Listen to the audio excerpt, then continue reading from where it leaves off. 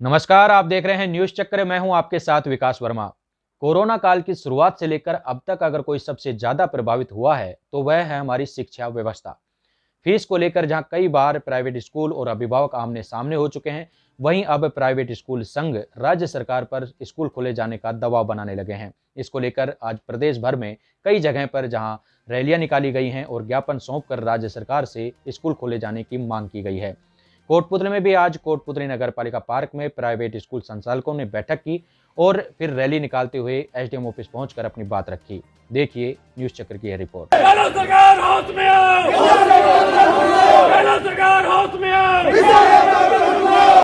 आज 28 तारीख को अगर हमारी ये मांगे नहीं मानी गई तो हम कल से यहाँ पर धरने की व्यवस्था करेंगे सर। अनिश्चितकालीन धरना होगा। उम्मीद करते हैं आप बात को ज्ञापन को हम आगे भिजवाएंगे। एसडीएम ऑफिस पहुंचकर स्कूल संचालकों ने अपना ज्ञापन नायब तहसीलदार को सौंपा और अपनी बात रखी और साथ ही कहा कि अगर मांगे नहीं मानी गई तो उग्र आंदोलन किया जाएगा। हमारी डिमांड है हमारी कि सबसे ज़्यादा नुकसान तो शिक्षा विभाग में निजी स्कूलों को हुआ है और इस समय जिस उद्देश्य हम बैठे हैं कि आरटी का भुगतान हमारा रोक लिया गया। माननीय मंत्री जी शिक्षा मंत्री महोदय डोटासरा जी का बयान था कि भाई आरटी के भुगतान नहीं दिया जाएगा और हम वो भुगतान लेने के लिए बैठे हैं कि भाई हम स्कूल चला रहे हैं, ऑनलाइन शिक्षा दे रहे हैं बच्चों को, तो हमारा अधिकार क्षेत्र तो है ही। अगर वो हमें पैसा नहीं देते हैं तो वो भी अपने कर्मचारियों को, इनको जो शिक्षा विभाग में टीचर्स को इनको पैसा दे रहे हैं वेतन भत्ता, उनको भी वापस लेना चाहिए। फिर भाई हमारे टीचर्स तो काम तो कर ही रहे हैं, ऑनलाइन कर रहे हैं, होमवर्क जांच रहे हैं, सारी बातें हैं, तो हमें पैसे देने में कहाँ बुराई उनको। जब विधानसभा के चुनाव हो रहे थे उस समय कांग्रेस सरकार ने अपने घोषणा पत्र पर प्रमुख 6 बिंदुओं पर ये घोषणा पत्र तैयार किया था, जिसमें उन्होंने कहा था कि हम प्राइवेट स्कूलों का एक बोर्ड बनाएंगे। आज तक उन्होंने बोर्ड नहीं बनाया और बाकी जो 6 बिंदु हैं जिस पर वो कह रहे थे कि हम आपकी समस्या का समाधान करेंगे, अब तक एक भी हमारी मांगों को उन्होंने पूरा नहीं किया। हमारी स्पष्ट मांग है हमारे संघ की तरफ से कि जो उन्होंने घोषणा पत्र में दिया था, जिसके आधार पर चुनाव लड़ा था, जिसके आधार पर सब लोगों ने उनका सहयोग किया था, उसको तत्काल पूरा करें। और इसके साथ आरटी का पैसा जो विगत सत्रों का है उसका भी भुगतान करें। नए सत्र जो 20-21 का है उसका भौतिक सत्यापन करा के उनके पैसे को भी दें, ताकि इन जो हमारी प्राइवेट स्कूलें हैं जो 9 महीने से बंद पड़ी हैं एक संजीवनी का कार्य करें।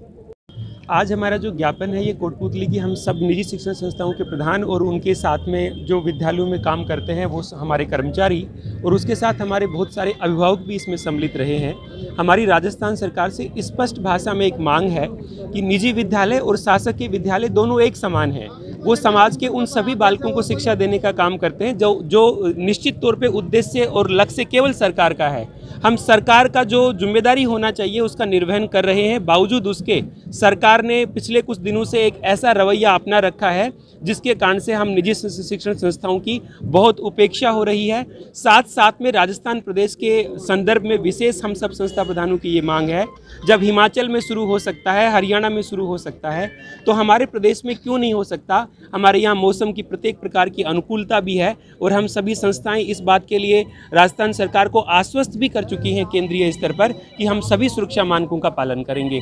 इसलिए हमारी सरकार से स्पष्ट ये मांग है विद्यालय शीघ्र खुलवाए जाएं और उसके साथ साथ आरटी का जो हमारा भुगतान है, राइट टू एजुकेशन, एक 2009 में केंद्र सरकार ने जो कानून बनाया जिसे 2011 में राजस्थान की सरकार ने पारित किया, उसके तहत गरीब बालकों को पढ़ाने की जिम्मेदारी सरकार की है, जिसका दायित्व निर्वहन हम निजी संस्थाएं कर रही हैं और उसका भी जो मूल्य हमें दिया जाता है पढ़ाने के नाते से वो हमारे लागत मूल्य से बहुत कम दिया जाता है।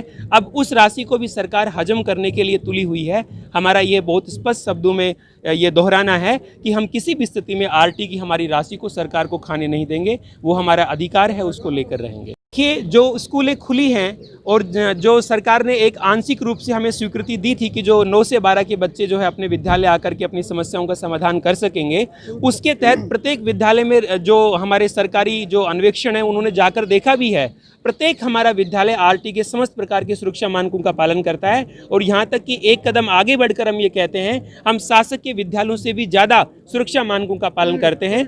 हमारी इस परिस्थिति को देख करके कि हम सुरक्षा मानकों का पालन पूर्णतया करेंगे, सरकार को हम पर विश्वास रखना चाहिए और विश्वास ही नहीं रखना चाहिए। ये केवल निजी विद्यालयों के हित की बात नहीं है, बल्कि वो बालक जिसके अभिभावक घर पर अपना उद्यम करते हैं, अपना कार्य करते हैं, उस बालक की पढ़ाई किस हद तक प्रभावित हो रही है उस विषय को भी देखना चाहिए। तब जबकि सरकार स्वयं कह रही है बिना परीक्षा के बच्चों को अगली क्लास में नहीं बढ़ाएंगे, तो बिना पढ़ाई के वो किस प्रकार से और किस व्यवस्था के तहत ऐसा करेंगे। इसलिए हमारी ये मांग है, बच्चों के हित में, अभिभावकों के हित में, देश और प्रदेश के हित में पहले और निजी संस्थाओं के हित में बाद में विद्यालयों को शीघ्र अतिशीघ्र खोलने का हमें आदेश देना चाहिए। ऐसा हमारा आज सब जो कोटपुतली की शिक्षण संस्थाएं हैं उनकी एक शब्दों में मांग है। हमारे संगठन के वरिष्ठ, हमारे दायित्ववान अधिकारी यहाँ खड़े हैं, उन्होंने ये तय किया है कि जैसा वो निर्देश हमें देंगे हम सब एकजुट होकर के उनके आदेशों की पालना करते हुए, सरकार के खिलाफ अगर हमारी बात सरकार ने नहीं मांगी तो एक बहुत बड़े स्तर पर हम एक आंदोलन करेंगे जिसमें हमारा अभिभावक भी हमारे साथ है और हमारा कर्मचारी भी हमारे साथ है, क्योंकि हमारे बालक का हित हम सबके लिए सबसे ज़रूरी है। मामला सरकार की खिलाफत का है और वो भी इस लिहाज से कि सरकार से हमारा कोई व्यक्तिगत विषय नहीं है, परंतु शिक्षा मंत्री का बयान देश के भविष्य निर्माताओं के विरुद्ध और अपमानजनक टिप्पणियां करने का निरंतर पिछले 8 महीने से, कोरोना के समय से, जबकि एक कोरोना वॉरियर के रूप में सभी शिक्षा संस्थानों ने पूरी सेवा सहायता समाज की है, उसके बावजूद निरंतर अपमानजनक टिप्पणियां और हमारे अधिकारों पर कुठाराघात करने का रहा है। इसलिए आज हम अपने अधिकारों के लिए एक रैली निकालने जा रहे हैं। शांतिपूर्ण हमारा प्रदर्शन रहेगा और सरकार की खिलाफत इस लिहाज से करेंगे कि अगर हमारे अधिकारों पर कार्रवाई नहीं हुई और सही आश्वासन नहीं मिलता है तो इसका परिणाम आगे सरकार को भुगतना होगा। हमारी मांग पहली तो है कि आरटीआई जो शिक्षा का अधिकार अधिनियम में जो पुनर्भरण राशि है जिसका सरकार को हमें देय हुआ है और उसका 3 वर्ष के 3 सत्रों से, कई विद्यालयों का 3 सत्रों का, किसी का 2 सत्र का और किसी का इस वर्तमान सत्र का पैसा बाकी है। डिमांड तो क्या है कि सरकार जो दोहरी नीति प्राइवेट स्कूलों के साथ अपना रही है उसका हम पुरजोर तरीके से विरोध कर रहे हैं।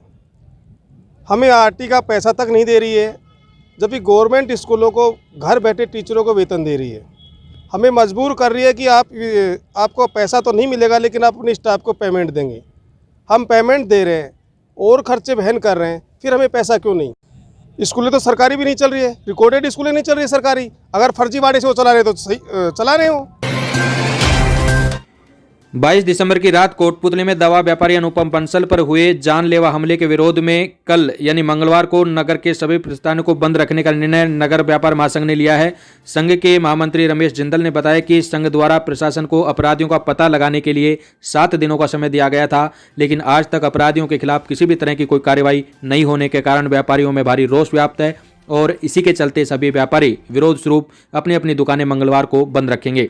नगर व्यापार महासंघ ने आज बैठक आयोजित कर यह निर्णय लिया है और अतिरिक्त जिला कलेक्टर को ज्ञापन भी सौंपा है। शाहजहाँपुर बॉर्डर पर चल रहे किसान आंदोलन के समर्थन में आज कोटपुतली से बसई गांव की 7 साल की बेटी उम्मीद पहुंची और अपनी कविता के माध्यम से किसानों की मांग को जायज ठहराते हुए किसानों में जोश एवं उत्साह का संचार कर दिया और एक नई उम्मीद का समा बांध दिया। धरना स्थल पर मौजूद हजारों किसानों को संबोधित करते हुए नन्ही उम्मीद ने कवि दुष्यंत कुमार और हरिवंश राय बच्चन की कविताओं का जोशीले अंदाज में काव्य पाठ किया तो वहां की मौजूद किसानों ने तालियों से नन्ही बिटिया की हौसला अफजाई की। सुनिए।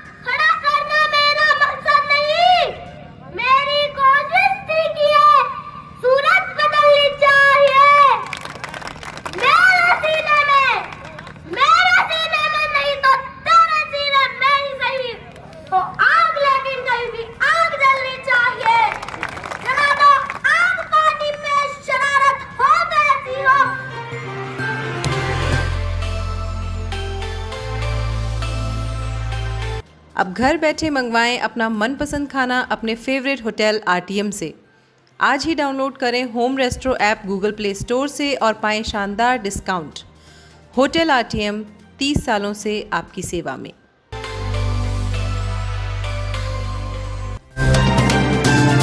कृषि कानूनों के विरोध में आरएलपी के सुप्रीमो व नागौर सांसद हनुमान बेनीवाल लगातार तीसरे दिन भी प्रदेश की हरियाणा सीमा से लगते हुए शाजापुर बॉर्डर पर डटे हुए हैं। इस दौरान पार्टी के प्रदेश महामंत्री व पूर्व संसदीय सचिव रामस्वरूप कसाना, राष्ट्रीय प्रवक्ता महिपाल महिला, प्रदेश अध्यक्ष व भोपालगढ़ विधायक पुखराज गर्ग, बाबूलाल रहेड़ा समेत हजारों की संख्या में समर्थक भी मौजूद हैं।